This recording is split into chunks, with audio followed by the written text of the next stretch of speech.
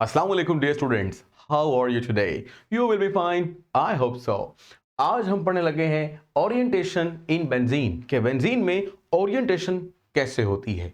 फिलहाल ओरिएंटेशन का मतलब समझ लीजिए डायरेक्शन, कि बेंजीन में कुछ डायरेक्शंस हैं जो आने वाले नए सब्स्टिट्यूएंट लेते हैं।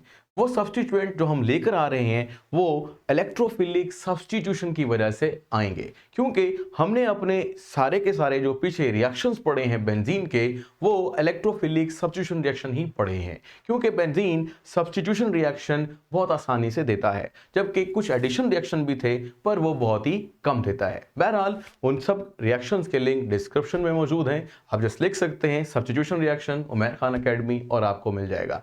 बहरहाल ये जो आपके पास आज का सवाल है, इसको पहले समझते हैं कि सवाल है क्या, और फिर उसके बाद हम इसके जवाब की तरफ चलते हैं। तो सबसे पहले हम जिक्र करेंगे कि ये ओरिएंटेशन क्या है, लेकिन इससे पहले वही पुरानी बात जो सब्स्टिट्यूशन के हिसाब से पढ़नी है। देखिए, हमने ये सीखा कि बेंजीन के साथ काफी सारे रिएक्शंस होते हैं।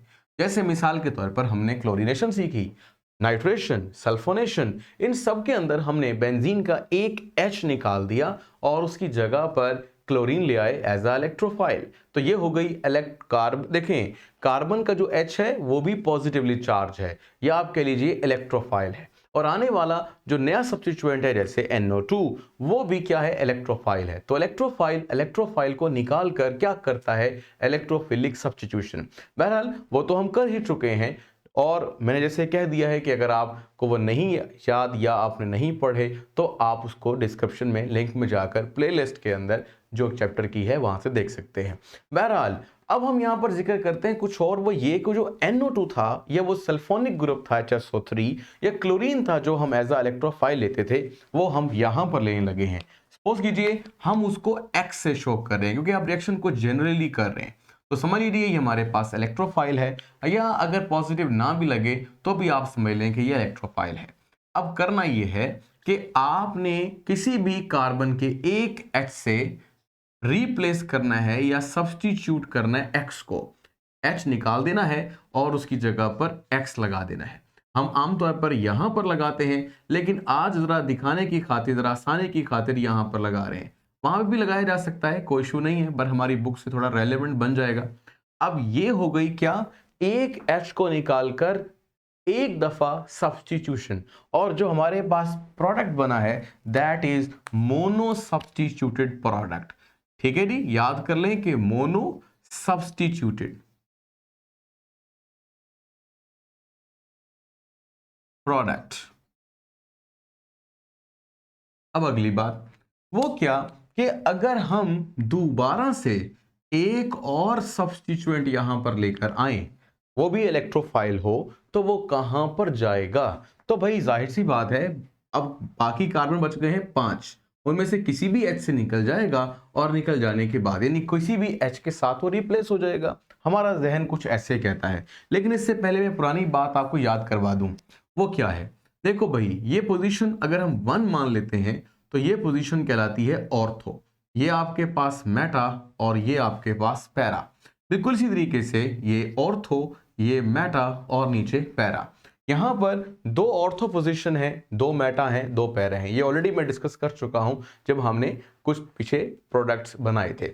एनी हाउ, अभी फिलहाल इतना ही काफी है कि आपके पास कुछ पोजीशंस हैं। सपोज कीजिए अगर मैं यहां नंबरिंग भी दे लूं, तो ये आपके पास पोजीशन 1 है, तो ये पोजीशन 2, ये आपके पास 3, ये 4, ये 5, ये 6।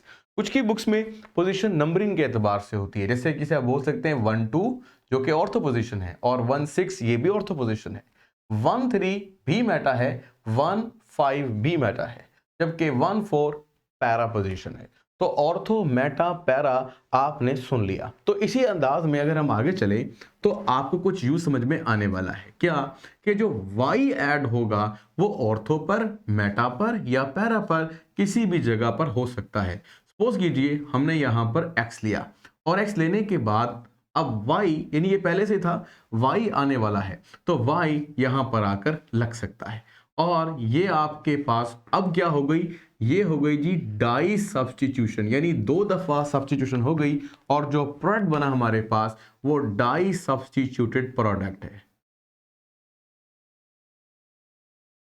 Die substituted product.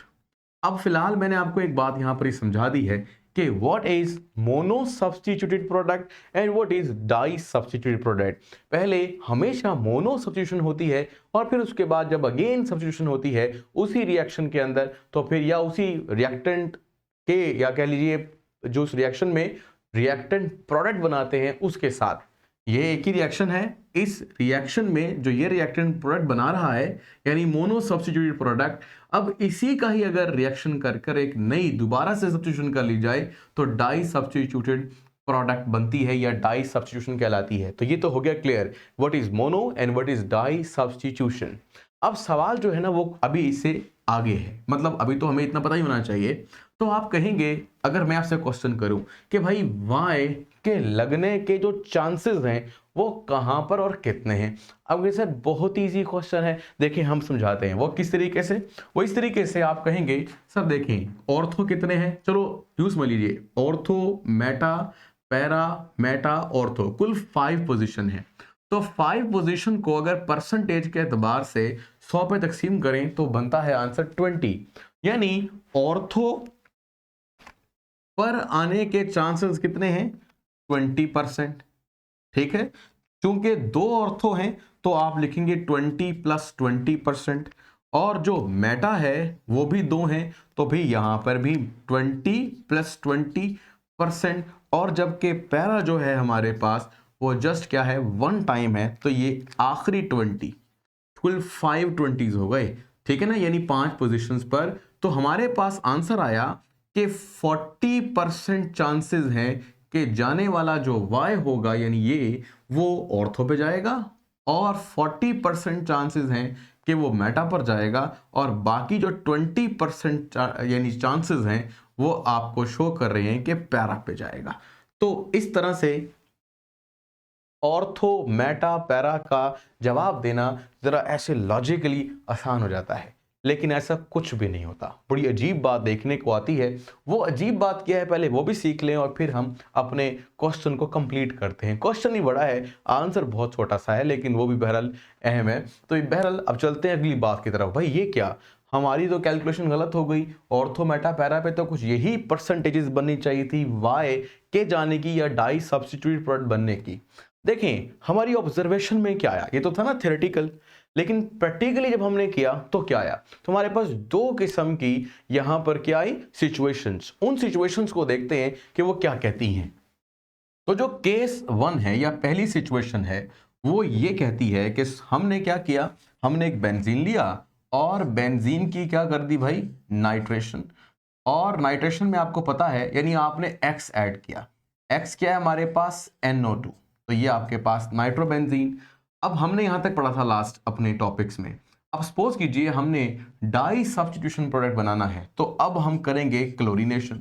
जब हमने क्लोरीनेशन की तो फिर क्या हुआ, फिर जैसे कि हमारे पास कुछ ये वाई लगाया मतलब तो हमें कुछ अंदाजा था, लेकिन हमने एक बड़ी अजीब बात देखी, वो ये कि जितने भी हमारे पास क्लोरीन आए बेंजीन के साथ सब्स्टिट्यूट होने के लिए वो हमेशा मेटा पोजीशन पर ही आने लगे।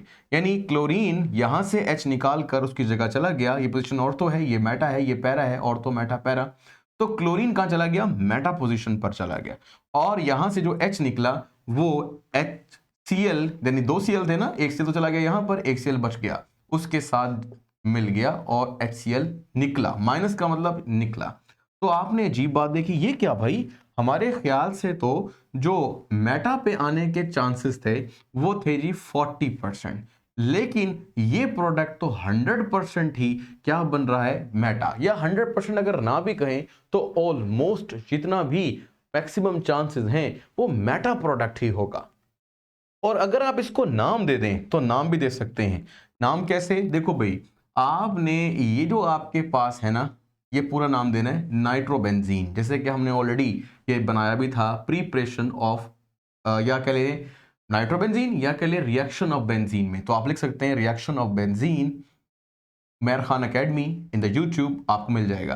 तो बहरहाल बात यहां पर यह है, अब आपने लिखना है क्लोरीन को पहले, ये सब्स्टिट्यूएंट है, ऑर्गेनिक केमिस्ट्री में आयोपिक नेम देते हुए सब्स्टिट्यूएंट पहले लिखे जाते हैं, तो पोजीशन वही बनती है जैसे मैंने कहा मेटा, तो आप लिख सकते हैं मेटा क्लोरो, ठीक है, और बाकी जो मैंने यहां पर पेरेंट नेम रखा है वो है नाइट्रोबेंजीन। कुछ सब्स्टिट्यूएंट्स का ऑर्डर भी होता है जो हमने आयोपेक नोमेनक्लेचर में ऑलरेडी पढ़ लिया है, तो उसके हिसाब से भी आप नाम देते हैं एक्चुअली। अब हम आते हैं अपने केस नंबर 2 के पास कि केस 2 क्या कहता है। केस 2 के अंदर अगर हम बात करें, वो यूं करना है, बस आपने कोई ऐसी नई बात नहीं है, पुरानी ही बात है, लेकिन ऊपर के ऑर्डर को आपने चेंज करना है। पहले हमने नाइट्रेशन की थी, फिर क्लोरीनेशन, अब के पहले क्लोरीनेशन करते हैं और फिर नाइट्रेशन करते हैं। भाई इसमें क्या खास बात है, जब बेंजीन की हमने क्लोरीनेशन की तो क्लोरीनेशन करने पर यानी Cl2 से रिएक्शन करवाया तो ये बन गया जी क्लोरोबेंजीन। ठीक है, खत्म हो गई बात, और यानी ये प्रोडक्ट बन गया मोनो सब्स्टिट्यूटेड। अब इसके बाद हमने क्या किया, अब नाइट्रेशन की। जब हमने नाइट्रेशन की यानी अब हम Y ऐड करने लगे, तो बेशक आप यहां लिख लें HNO3 सल्फ्यूरिक एसिड एंड कुछ टेम्परेचर की मौजूदगी में H2SO4। तो अब नाइट्रेशन होनी है यानी Y ऐड होना है। जब Y ऐड होने लगा तो हमने देखा कि हमारे पास दो किस्म के ज्यादातर प्रोडक्ट आए। क्लोरीन अपनी जगह पे वैसे का वैसा लिखा रहने देना है, और यहां पर चलते हैं तो क्या लिखेंगे, आपके पास NO2 ऐड हो जाएगा। जबकि जो मैंने याद होगा आपको बताया था कि नाइट्रिक एसिड को ऐसे भी लिख सकते हैं, तो NO2 H को निकाल के जगह ले लेगा उसकी, और जो H निकलेगा वो OH से रिएक्शन कर कर वाटर बनाएगा। तो यहां पर आप -H2O लिख लें। फिलहाल रिएक्शन लिखने का मकसद नहीं है, मकसद है कुछ रिजल्ट्स को एनालाइज करने का। तो ये आपके पास बेंजीन था और यहां पर आया वो NO2। अगर हम इसकी तादाद बढ़ा दें और इसकी तादाद भी बढ़ा दें तो क्या होगा, तो आपके पास पानी भी दो ही निकलेंगे।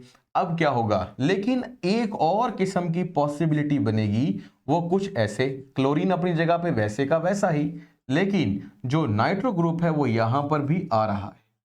भाई इन दोनों में फर्क क्या है, इन दोनों में फर्क ये है कि ये पोजीशन है ऑर्थो, ये पोजीशन है पैरा। जबकि मेटा प्रोडक्ट अगर आप 3 भी कर देते हैं तो मेटा प्रोडक्ट नहीं बनेगा, यानी ये दो प्रोडक्ट बनेंगे। हमारा लिहाज से तो पैरा को सिर्फ 20% होना चाहिए था, जबकि ऑर्थो को मैक्सिमम 40%, लेकिन ऐसा नहीं हुआ। इनकी तादाद अब तकरीबन बराबर है। तो ये अजीब मामला था कि कभी नाइट्रेशन पहले करें तो फिर प्रोडक्ट डिफरेंट है, इस प्रोडक्ट का नाम और इस प्रोडक्ट का नाम सेम है। मैं आपको बता देता हूं वो किस तरीके से। देखिए भाई, आयोपेक नेम देने के लिए आपको कुछ यूं करना पड़ेगा, जैसे पहले मैंने कहा नाइट्रो ग्रुप को क्लोरीन ग्रुप पर या क्लोरो ग्रुप पर फोकियत है, ये प्रेफर्ड ग्रुप है, इसको एज अ पेरेंट नेम रखा जाता है मुकम्मल को। तो यहां भी ये आपके पास एक पेरेंट नेम है जो मैं आपको दिखा रहा हूं। ठीक है, अब जब पेरेंट नेम बन जाता है तो फिर आप इसको ऑर्थो नहीं रख सकते, बल्कि क्या करेंगे, अब आप इसके अलावा आगे चलेंगे। जैसे हम यहां चलते थे तो भाई यहां कैसे चलते थे, नेक्स्ट ऑर्थो, तो भाई यहां चलो ऑर्थो मेटा पैरा, या यहां चलो ऑर्थो मेटा पैरा। तो मैं लिख देता हूं फिलहाल क्लोरीन पर ऑर्थो। ठीक है, बात वहीं पर आ गई है, आप देखेंगे तो कंसेप्ट वैसे ही रहेगा। और इसी तरीके से यहां पर भी आपके पास जो NO2 ग्रुप है वो एज अ सब्स्टिट्यूएंट है, तो आपने क्या करना है, इसको सब्स्टिट्यूएंट नाम रखें, और ये पोजीशन आपके पास क्या आएगी, ऑर्थो, ये मेटा, और ये आपके पास पैरा। अब नाम देना आपके लिए आसान हो जाएगा, आप लिख भी सकते हैं पूरा, यानी ऑर्थो मेटा पैरा, इस तरह यहां पे ortho Meta para, ortho Meta para. Substituent या कह लीजिए जो आपके पास प्रेफर्ड ग्रुप है, उस ग्रुप के एतबार से आपको ये नंबरिंग देनी होती है। ये पोजीशन 1 पे रहता है, ये 1 2, ये भी 1 2, 1 3 1 3, और ये आपके पास 1 4। बहरहाल पुराने कंसेप्ट को बाद में देखेंगे, लेकिन अभी हम अपना क्वेश्चन कंप्लीट कर रहे हैं, क्योंकि हम नेम देके देख रहे हैं कि नेम क्या आने वाला है। अब आपको ज्यादा वाजे हो जाएगा कि मैं कहना क्या चाह रहा था। देखिए भाई, इसका नाम क्या है, ऑर्थो पे लगा हुआ है क्लोरीन, तो आप लिखेंगे ऑर्थो क्लोरो, और फिर पूरा सब्स्टिट्यूट जो आपका यानी NO2 समेत जो पहला सब्स्टिट्यूएंट था और अपेरेंट नेम भी है, वो ऑर्थो क्लोरो नाइट्रोबेंजीन बनेगा। जिन लोगों का नोमेनक्लेचर कमजोर है वो लिख सकते हैं, यानी पढ़ सकते हैं, ये लिखकर IUPAC nomenclature Umair Khan academy YouTube पर तो भी आपको मिल जाएगा। तो ऑर्थो क्लोरो नाइट्रोबेंजीन ये इसका नेम है। और अगर आप इसका नेम दोगे तो भाई वो भी आसान है। पहले नंबर पे देखो क्लोरीन कहाँ लगा हुआ है, पैरा पे, तो लिखेंगे पैरा और बाकी वही क्लोरो और आखिर में नाइट्रोबेंजीन।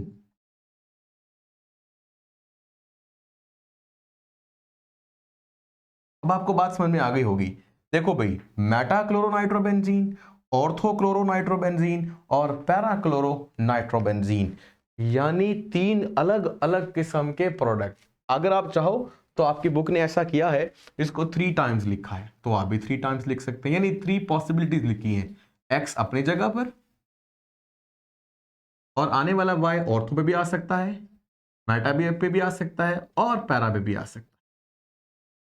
तो हमने तीनों के तीनों प्रोडक्ट बनाए, लेकिन अजीब बात है कि जो मेटा क्लोरो या मेटा प्रोडक्ट है वो तभी बनता है जब आप इस तरह से रिएक्शन करते हो और बाकी प्रोडक्ट नहीं बनते, यानी ऑर्थो और पैरा। लेकिन जब आप इस तरह रिएक्शन करते हो कि पहले क्लोरीनेशन कर लेते हो तो फिर आपके पास वो 2 बनते हैं, पहला नहीं बनता या बहुत ही कम बनता है।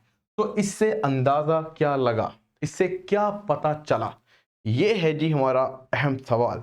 वो क्या कि भाई अगर तो आपके पास नाइट्रो ग्रुप लग गया, यानी मोनो सब्स्टिट्यूटेड प्रोडक्ट में जो पहले सब्स्टिट्यूट हुआ वो नए आने वाले को अपनी मर्जी से डायरेक्ट करेगा, यानी ओरिएंट करेगा।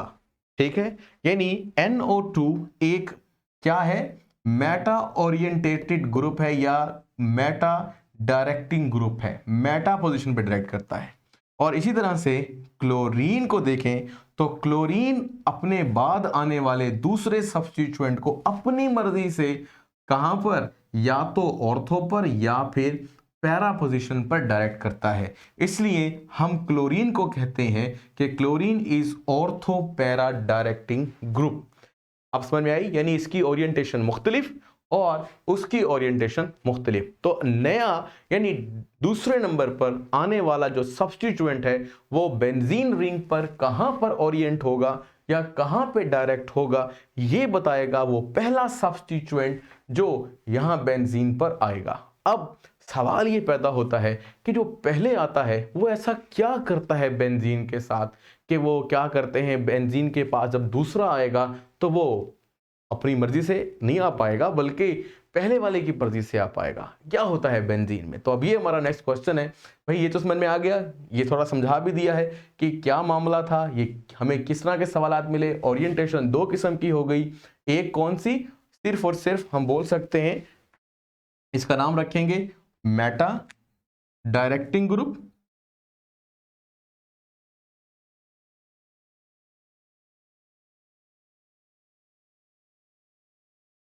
बुक पे इसकी बहुत सी एग्जांपल्स लिखी हुई हैं, मैं फिलहाल जनरली समझाऊंगा ताकि बाकी आपको खुद ही आ जाए। तो ये आपके पास समझ लीजिए पहली, और यहां आपके पास दूसरी सिचुएशन भी है और डायरेक्शन की टाइप भी है, और वो है ऑर्थो पैरा डायरेक्टिंग ग्रुप। आप सिंपली ओ भी लिख सकते हैं, तो ऑर्थो पैरा डायरेक्टिंग ग्रुप।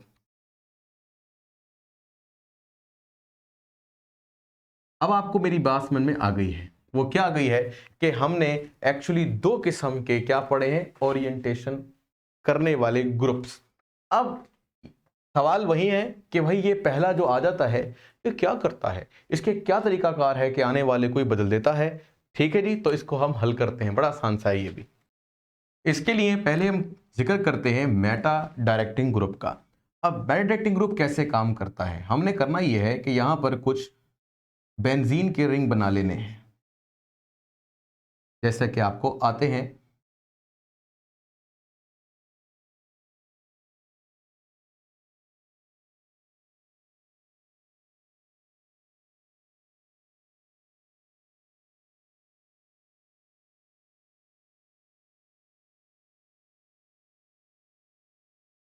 लो जी, ये हमारे पास कुछ बेंजीन के रिंग बन गए। अब आपने क्या करना है, पहला जो हमारे पास फॉर्म है वो NO2 के साथ है, तो NO2 ग्रुप मैं यहाँ पे लगाने लगा, यानी बेंजीन के ऊपर। कुछ कोशिश करेंगे इसको ऐसे लगाएंगे ताकि आपको वैलेंसीज जस्टिफाई होती हुई नजर आए। तो ये आपके पास है वो नाइट्रोजन, और यहाँ पर आपने लगाना है ऑक्सीजन, और यहां पर भी ऑक्सीजन।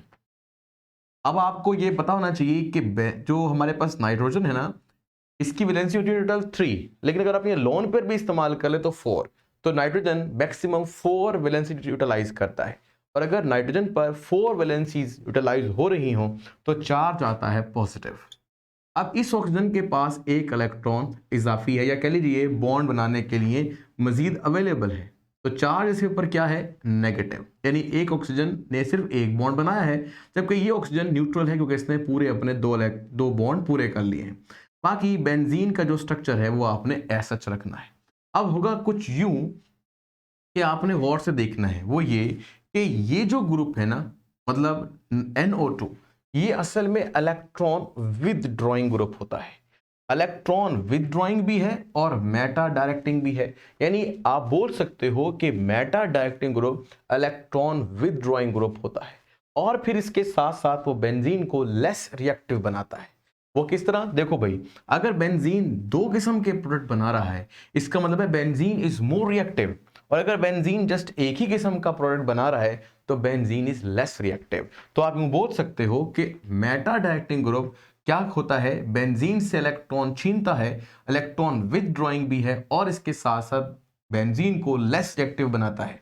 जबकि वाइस वर्सा पे चलते हैं, ऑर्थो पैराडायरेक्टिंग ग्रुप बेंजीन को ज्यादा रिएक्टिव बनाते हैं और बेंजीन को बाकायदा तौर पर इलेक्ट्रॉन फराहम करते हैं, क्योंकि बेंजीन ने कौन सी सब्स्टिट्यूशन करनी है, इलेक्ट्रोफिलिक। तो इलेक्ट्रोफाइल के लिए क्या चीज जो है वो अट्रैक्शन का बाइस है, वो है नेगेटिव चार्ज। तो जितना बेंजीन पर नेगेटिव चार्ज ज्यादा होगा, आने वाला इलेक्ट्रोफाइल बआसानी आ सकता है। तो बहरहाल यही चीज अपने जहन में रखते हुए आगे बढ़ते हैं। अब देखिए, करना ये है कि ये जो आपके पास 2 इलेक्ट्रॉन है, एक इस वाले कार्बन का है, दरमियान वाले का, और एक आपके पास साइड वाले का, या कह लीजिए जो कॉर्नर पर है। अब ये बॉन्ड शिफ्ट होने लगा है यहां पर, चूंकि नाइट्रोजन पर पॉजिटिव चार्ज है, यानी इलेक्ट्रॉन की कमी है, तो इलेक्ट्रॉन वहां जहां वो ज्यादा हैं से जा रहे हैं उधर जहां वो कम है। इस तरह यहां पर 2 बॉन्ड बनने लगे हैं, यानी एक तो पहले ही था, एक और आ गया, लेकिन एक और आ जाने से अब क्या होगा, होगा ये कि नाइट्रोजन की वैलेंसी तो 5 होने लगेगी। अब 5 नहीं बना सकता नाइट्रोजन, मैक्सिमम 4 बना सकता है। तो होगा ये कि नाइट्रोजन को अपनी एक वैलेंसी कम करनी पड़ेगी, और ये वाला बॉन्ड कहाँ शिफ्ट करना पड़ेगा, ऑक्सीजन पर। आप ऊपर से भी ला सकते हैं, अगर जगह जरा कम है मैं नीचे से लेकर आ रहा हूं। तो देखो भाई, अब नया क्या बना, नया कुछ ऐसे बना कि एक वैलेंसी यहां रह गई और एक यहां पर पहले ही थी। इस ऑक्सीजन पर चार्ज क्या था, नेगेटिव, इस पर भी आ गया है नेगेटिव। नाइट्रोजन पर अभी भी चार्ज क्या है, पॉजिटिव, क्योंकि उसकी 4 वैलेंसीज हैं। लेकिन चूंकि इस वाले कार्बन से इलेक्ट्रॉन छिन गया है, इसलिए इस पर चार्ज क्या आएगा, पॉजिटिव। बाकी आपने वैसे का वैसे रखना है। अब गौर करें, पहली वाली फॉर्म में एक नेगेटिव चार्ज था और एक पॉजिटिव, तो ये न्यूट्रल है, स्टेबल है। इस तरह यहां पर 2 नेगेटिव चार्ज हैं तो 2 पॉजिटिव चार्ज भी हैं। इस तरह ये मॉलिक्यूल भी क्या है, स्टेबल है। ठीक है, तो स्टेबिलिटी कायम रहेगी और शक्लें बदलती रहेंगी, जो हमने रेजोनेंस में भी सीखी थी। या हम सीख रहे थे कि बेंजीन में डीलोकलाइजेशन कैसे होती है।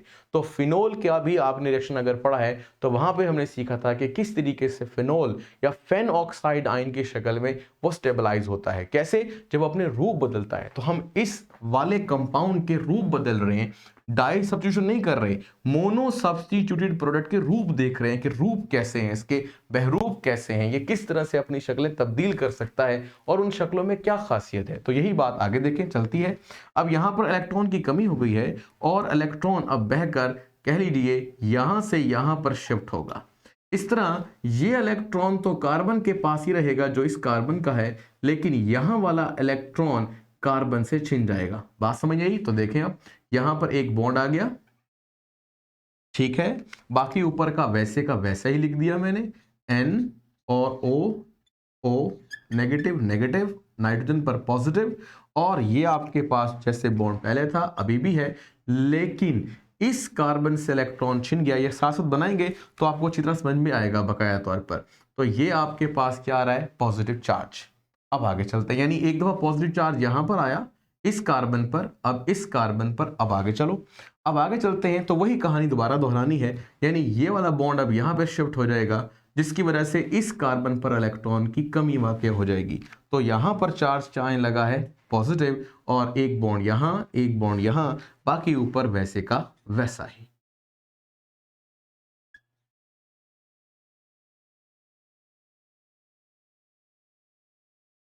जी, और फिर आखिरी बात में क्या होगा, आखिर में ये होगा कि यहां से ये जो बॉन्ड है ये यहां पर शिफ्ट होगा और इस कार्बन की इलेक्ट्रॉन की कमी पूरी हो जाएगी। नाइट्रोजन का बॉन्ड कार्बन के साथ अभी भी जुड़ा है, कार्बन हर कार्बन की वैलेंसी जस्टिफाई है, मतलब ये आपके पास क्या है, बॉन्ड है, ये दूसरा है और ये तीसरा, लेकिन अब के बार ऊपर की जानिब सिर्फ एक बॉन्ड है और नाइट्रोजन की वैलेंसी अब क्या होने लगी है, कम, तो नाइट्रोजन से पूरा करेगा। समझ लीजिए यहां से एक नेगेटिव चार्ज यहां पर इन दोनों के दरमियान शिफ्ट हो जाएगा। अब नाइट्रोजन और ऑक्सीजन के सामने डबल बॉन्ड है या दरमियान डबल बॉन्ड है, इस ऑक्सीजन पर वही नेगेटिव चार्ज है, बाकी बेंजीन वैसे का वैसा है। जो मैंने आपके सामने बनाए हैं दीज आर कॉल्ड हाइब्रिड, बल्कि कह लीजिए रेजोनेटिंग स्ट्रक्चर्स, इसको डबल एरो हेड से शो करते हैं, इनको कैनोनिकल फॉर्म्स भी बोलते हैं। बहरहाल अब आगे चलते हैं। अब आपको कुछ समझाना है, जो असल बात यहां पर आपने समझनी है वो ये कि ये साइज देखेंगे जगह कौन सी है, ये जगह है ऑर्थो, ये जगह कौन सी है ऑर्थो, और ये जगह कौन सी है पैरा। तो ऑर्थो और पैरा वो जगहें रहेंगी जहां पर इलेक्ट्रॉन डेफिशिएंट प्लेस होगी। तो जब बेंजीन के पास यानी पहले से आपके पास NO2 लगा है और ये हिस्सा ऑर्थो और पैरा पे इलेक्ट्रॉन डेफिशिएंट है, तो आने वाला एक नया इलेक्ट्रोफाइल यकीनन वहां पर नहीं जा सकता जहां पर पहले ही इलेक्ट्रॉन की कमी हो, क्योंकि वो तो इलेक्ट्रॉन लवर है, इलेक्ट्रॉन को चाहता है। तो इलेक्ट्रॉन कहां मिलेगा, यकीनन वो एक ही जगह पे मिल सकता है और वो जगह ऑर्थो और पैरा के अलावा है, और वो जगह है मेटा, यानी ये वो जगह है जहां पर इलेक्ट्रॉन जो आपके पास है वो फिर भी ज्यादा है बनिस्बत किसके, ऑर्थो और पैरा पोजीशन पर। इसलिए नया आने वाला इलेक्ट्रोफाइल हमेशा चूज करता है जहां पर इलेक्ट्रॉन कुछ ज्यादा है, यानी मेटा पोजीशन। तो NO2 आने वाले नए सब्स्टिट्यूएंट को हमेशा सिर्फ और सिर्फ मेटा पोजीशन पर ही सब्स्टिट्यूट या डायरेक्ट करता है या ओरिएंट करता है। तो ये थी जी कहानी किसकी, मेटा डायरेक्टिंग ग्रुप की। अब कहानी पढ़ते हैं ऑर्थो पैरा डायरेक्टिंग ग्रुप की। तो बहरहाल इसके अंदर भी आपने वही करना है कि इलेक्ट्रॉन दिखाने हैं बेंजीन के। मैं शक्लें पहले इसकी थोड़ी सी ड्राइव कर देता हूं।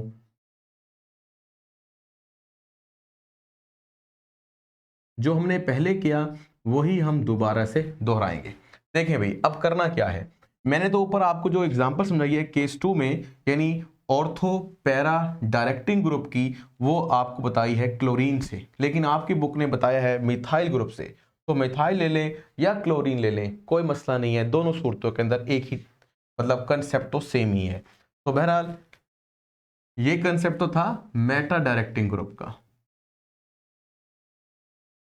अब जो हम कंसेप्ट ले रहे हैं वो ऑर्थो पैरा का है। मैं उसको क्लोरीन से ही दे रहा हूं क्योंकि एग्जाम्पल हमने क्लोरीन से शुरू की थी। तो होता ऐसे है कि आपको याद होगा कि क्लोरीन के लास्ट शेल में इलेक्ट्रॉन की तादाद कुछ ज्यादा है, यानी इसके पास लोन पेयर की तादाद 3 होती है, लेकिन ज्यादातर क्लोरीन, फ्लोरीन या ब्रोमीन अपना सिर्फ एक लोन पेयर यूज करते हैं। तो आपने करना यह है कि यहां से तो वही बॉन्ड बना देने हैं। अब एक लोन पेयर यहां पर शिफ्ट हो जाएगा, ठीक है, तो शिफ्टिंग दिखानी है बॉन्ड की। अच्छा मैं आपको एक और तरीके से समझा देता हूं कि अगर ऐसे कर लें मतलब शिफ्टिंग यहां पर ऐसे ही है, लेकिन अगर आपने बुक के एतबार से करना चाहें तो बुक में क्या है, आप कहेंगे सर CH3 में कौन से लोन पेयर होते हैं, तो भाई कुछ ऐसे समझ लें कि CH3 है, उसमें मैं अलग अलग भी लिख सकता था, CH H H मतलब 3 जगह पर, मैं फिलहाल एक जगह पर H लिख रहा हूं ऐसे करके, बाकी CH2 जगह कम है, यानी अगर थोड़ा सा आप समझ सकें तो समझते। हाँ जी, ये देखें C, ऊपर भी H, इधर भी H और इधर भी H। अब होता ये है कि एक H निकल जाता है अपना इलेक्ट्रॉन छोड़कर और ये वाला बॉन्ड शिफ्ट हो जाता है इधर, यानी वही जगह जहां पर मैं अभी शिफ्ट कर रहा था, ठीक है, एक बॉन्ड है, अब के बार यहां पर दो बॉन्ड हो जाएंगे, मैं जस्ट उन्हीं बॉन्ड के साथ लेकर चलूंगा। तो देखो भाई, ये कार्बन और दो H जो बाकी बच गए उसे CH2 बनाकर लिखा है। कार्बन की वैलेंसी 4 जस्टिफाई है, एक H जो है वो हाइड्रोजन पॉजिटिव बनकर अलहदा हुआ सिस्टम में पड़ा है, उसे पढ़ने दे, कुछ नहीं होता। अब देखो भाई क्या हुआ, जब दो बॉन्ड बनेंगे इस कार्बन के, मतलब एक कार्बन पहले से ही कार्बन के साथ अटैच था, लेकिन अब एक बॉन्ड और आ गया, तो इस कार्बन का तो मसला हो जाएगा। क्या, कार्बन की वैल्यू तो 5 हो जाएगी, पहले 4 थी, तो ये वाला जो बॉन्ड है इसे शिफ्ट करना पड़ेगा इधर। अब इससे क्या होगा, इससे इस वाले कार्बन पर चार्ज नेगेटिव आ जाएगा, ठीक है, और बाकी वैसे का वैसा ही। लो भाई, स्टोरी शुरू हो गई, अब स्टोरी को आगे लेके जाओ। वो कैसे, देखो भाई, ये इलेक्ट्रॉन यहां पे ज्यादा है, तो अब के बार बॉन्ड शिफ्ट होगा कहां पर, यहां पर अंदर की जानिब, यानी इन दो कार्बन के दरमियान। लेकिन फिर क्या होगा, अगर यहां पर इलेक्ट्रॉन आ गया तो फिर यहां पर तो ऑलरेडी बॉन्ड है, इस कार्बन की तो वैलेंसी जस्टिफाई नहीं होगी, तो फिर ये कार्बन क्या करेगा, ये कार्बन अपना जो इलेक्ट्रॉन है ये यहां पर ले जाएगा, ठीक है नी। अब क्या होने वाला है, अब नेगेटिव चार्ज इधर आ जाएगा, बाकी बॉन्ड वैसे के वैसे ही, डबल बॉन्ड और CH2। अब यही बॉन्ड बनकर इधर दरमियान में शिफ्ट होगा, ये वाला यहां पर शिफ्ट होगा। अब क्या हुआ भाई, यहां नेगेटिव चार्ज, इधर बॉन्ड, बाकी वैसे का वैसा ही CH2। अब क्या होने वाला है, अब मैं कुछ यूं लिखने लगा हूं जैसे मैंने पहले लिखा था, यानी CH2। और अब क्या होगा, अब होगा ये कि ये वाला जो बॉन्ड है ना, ये कहां जाएगा, ये तो जाएगा, यानी ये जो एक्स्ट्रा इलेक्ट्रॉन है कहां जाएंगे, यहां बॉन्ड बनकर। तो एक बॉन्ड कहां जाने वाला है, ये वाला, ये समझ लीजिए कि जो आपके पास हाइड्रोजन एक्स्ट्रा था ना, ये रहा वो हाइड्रोजन एक्स्ट्रा, और नया बनने वाला बॉन्ड आएगा इन दोनों के दरमियान। इस तरीके से आपके पास एक H और लग जाएगा, यानी CH3 फिर दोबारा से आ जाएगा, और यहां पर बॉन्ड इधर और इधर, यहां पर भी वही रेजोनेटिंग स्ट्रक्चर्स हैं जो मैंने बनाए। बेंजीन के बारे में जो हमने स्टेबिलिटी पढ़ी थी, और बेंजीन का स्ट्रक्चर लिख सकते हैं, structure of benzene, Umair Khan academy, तो आपको मिल जाएगा। वहां पर मैंने ये समझाया था कि बेंजीन के अंदर इलेक्ट्रॉन क्या कर रहे हैं, जगह तब्दील कर रहे हैं। तो गौर से देखें, जो इलेक्ट्रॉन यहां पर थे अब वो बदल गए, जो इलेक्ट्रॉन यहां पर थे वो आखिरी शक्ल में बदल गए हैं। जो डबल बॉन्ड पहले इस ऑक्सीजन और नाइट्रोजन के दरमियान था, अब वो सिंगल हो गया है, और जो पहले सिंगल था वो डबल हो गया है। तो यहां पर भी क्या होता है, इलेक्ट्रॉन असल में एक दूसरे की जगह तब्दील करते रहते हैं। तो जितना ज्यादा जगह तब्दील करेंगे और रेजोनेंस होगी, वो चीज उतनी ज्यादा स्टेबल भी होगी। इसलिए नाइट्रोबेंजीन एक स्टेबल कंपाउंड भी है। बहरहाल आखिरी बात की तरफ चलते हैं, और वो क्या है, अगर गौर करें तो ये जगह गौर से देखें, ये जगह गौर से देखें, और ये वाली जगह गौर से देखें। भाई ये जगह कौन सी है, ये जगह वो हैं जिनको हम बोल रहे हैं ऑर्थो, ये आपके पास पैरा, और ये आपके पास ऑर्थो। यानी जब CH3 यानी ऑर्थो पैरा डायरेक्टिंग ग्रुप, यानी इलेक्ट्रॉन डोनेटिंग ग्रुप मौजूद होगा बेंजीन पर पहले ही बतौर मोनो सब्स्टिट्यूशन प्रोडक्ट के तौर पर, तो वो हमेशा बेंजीन को इलेक्ट्रॉन रिच रखेगा दो जगहों पर, यानी कौन कौन सी, ऑर्थो और पैरा पर। तो जब भी नया आने वाला इलेक्ट्रोफाइल इसके ऊपर आकर अटैच होगा, तो वो हमेशा कोशिश करेगा कि कहां चला जाए, ऑर्थो पर और पैरा पे, क्योंकि वहां पर क्या है, इलेक्ट्रॉन ज्यादा हैं। तो इलेक्ट्रोफाइल इलेक्ट्रॉन लवर है, इलेक्ट्रॉन की क्या कहते हैं फ्रैक्शन रखता है, चाहता है इलेक्ट्रॉन को, तो वहीं पर जाएगा जहां पर इलेक्ट्रॉन उसको मिलेंगे, यानी ऑर्थो और पैरा पे। तो ये जी इंपॉर्टेंट स्टोरी थी जो हमारी बुक में कंप्लीट तो नहीं है, लेकिन बताया हुआ है कि ऑर्थो पैरा डायरेक्टिंग ग्रुप होते हैं। तो आज मैंने ये भी बताया है कैसे होते हैं। तो बहरहाल ये अपने पास बार बार बनाएं, ये आपको थोड़ा सा समझाएगा कि किस किस तरीके से जो पहले से सब्स्टिट्यूएंट होते हैं वो आने वाले को किस जगह पे डायरेक्ट या ओरिएंट कर सकते हैं। मेरा ख्याल से इतना आपको समझ में आ गया होगा। और ये हमारे पास चंद एक एग्जांपल जो हमारी बुक में दी है ऑर्थो पैरा डायरेक्टिंग ग्रुप की, OCH3, या आप बोल सकते हो बल्कि मेथॉक्सी, बहरहाल आपने इसको एज अ क्या कहते हैं एग्जाम्पल्स लेना है, बुक में इसकी कोई इतलाक नहीं दिखाया हुआ, लेकिन एंट्रेंस टेस्ट के अंदर आपको जाकर वहां पर इसको लिखना पड़ेगा, कोई ऑप्शंस आपको मिल सकती हैं। तो OCH3, NCH3 twice, NH2 alcoholic group, chlorine bromine iodine के एग्जाम्पल तो हम पहले दे चुके हैं। बाकी रह गया मेटल डायरेक्टिंग ग्रुप N। देखिए N पर चार्ज पॉजिटिव है, जैसे हमने यहाँ पर नाइट्रोजन की 3 वैलेंसीज जोड़ दी थी ऑक्सीजन के साथ, तो ये जुड़ी हुई है R के साथ, H के साथ भी जोड़ सकते हैं। तो बहरहाल ये आपके पास पहले ही इलेक्ट्रॉन डेफिशिएंट है, तो बेंजीन से इलेक्ट्रॉन खींचेगा, यानी इलेक्ट्रॉन विथड्रॉइंग हो जाएगा और आने वाले सब्स्टिट्यूएंट को कहां प्लेस करेगा, कम जगहों पर, और वो है मेटा। तो इसी तरह से cyano group, carboxylic acid group, aldehydic group, ठीक है, और ये आपके पास RCO, बल्कि यूं बोल लें COR। तो ये डिफरेंट तरीकों से इस्तेमाल हो सकता है। एनी हाउ, ये थी जी आपके पास चंद एक एग्जाम्पल्स भी। तो यहां पर हमारा खत्म होता है चैप्टर भी, और बड़े एहतियात के साथ इसको याद कर लीजिएगा, कोई मुश्किल नहीं है। स्मार्ट सिलेबस में भी सारा चैप्टर इंक्लूड है, तो आपको करना ही पड़ेगा।